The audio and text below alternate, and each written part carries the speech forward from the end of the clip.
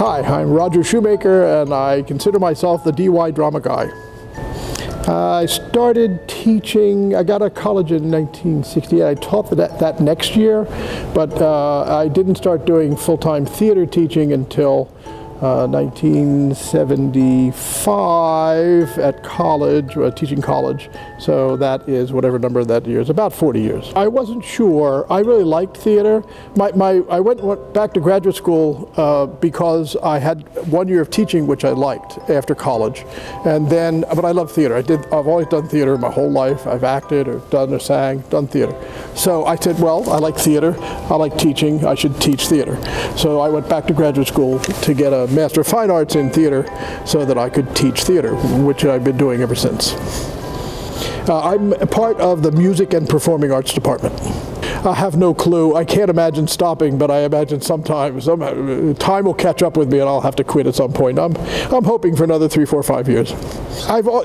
Teachers tend to be people who like school and were good at school and got good grades, and I was one of those kind of guys. I really like being in school, and it turns out that I've never gotten out of school, really. I went to school and then went to college and did a couple of years of things, and then I went back to graduate school, and then I taught college, and then I was the dean for a performing arts high school, and then I retired and I came here. So I've been in school all my whole life. Hi, Mr. Mitchell, Jim Mitchell, Science Department, for about 40 years actually. I learned it when I was about 16 or 17 because I was going to the summer camp, and I would lead canoeing and camping trips. And when I got back to the main camp, I was told that, have you ever thought about teaching? So I taught canoeing and taught some things in the camp, and then eventually taught. I think I like explaining things, and I love nature. So anything that's related to the physical world, I enjoy describing how things work. My name is Jason Christofalski. I did not think I was going to be a teacher. I've been teaching for 15 years, 6 of them here at the high school. Teaching is run in the family. My dad, my mom, my sister were all teachers, and after I stopped playing baseball, I realized I needed to get a real job, and teaching was something I fell into and I love.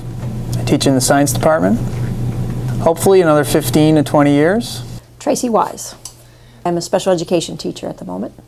When I first went to school, I was going to be a basketball coach and health teacher. Back in my home state of Arkansas, that is a teacher job with a teacher salary. But halfway through, I decided I wasn't quite sure. So I took a few elementary ed courses and fell in love with it, and actually started out as an elementary school teacher. And do you like being a teacher right now? I do, and I like being at the high school. I never thought I would, but I do like being at the high school now. I think I struggled in school myself, and just wanted to figure out a way how to help other kids not struggle. My name is Kendra Siviglia, and I am from Western Massachusetts. So that took me a little while to figure out. I did not go to school for education. I went to school and I was an English major. And then after a series of jobs that I hated and I was extremely unhappy, my mother actually had a real, good conversation with me, and she just said, you've always loved school. Maybe you should go into education. And I took a huge leap. And I went back to grad school and I ended up loving it. So it was a good risk that I took, but I didn't know it was something I wanted to do. This is my 7th year, so I'm starting my 7th year teaching. I'm an English teacher, so I work in the English department. Of course, as a kid, I always played school with my sisters, but when I was actually in school, that wasn't something I thought I'd be into. I explored psychology and math and science, so it took a lot of figuring it out. But yeah, no, I had no idea. The fact that I think the experience of doing something I didn't want to do is what drove me to realizing what I did want to do. I had a lot of jobs where I sat in front of a computer for 10, 12 hours a day. I emailed with people. I didn't have a whole lot of human interaction.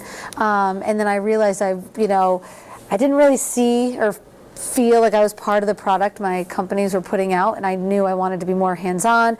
I wanted to be moving around. I didn't want to be tied to a desk. So, that's how I kind of figured it out, through knowing what I didn't want. Forever. I'm so happy every time I come to work. I love talking about my job, and so yeah, I don't see myself doing anything different.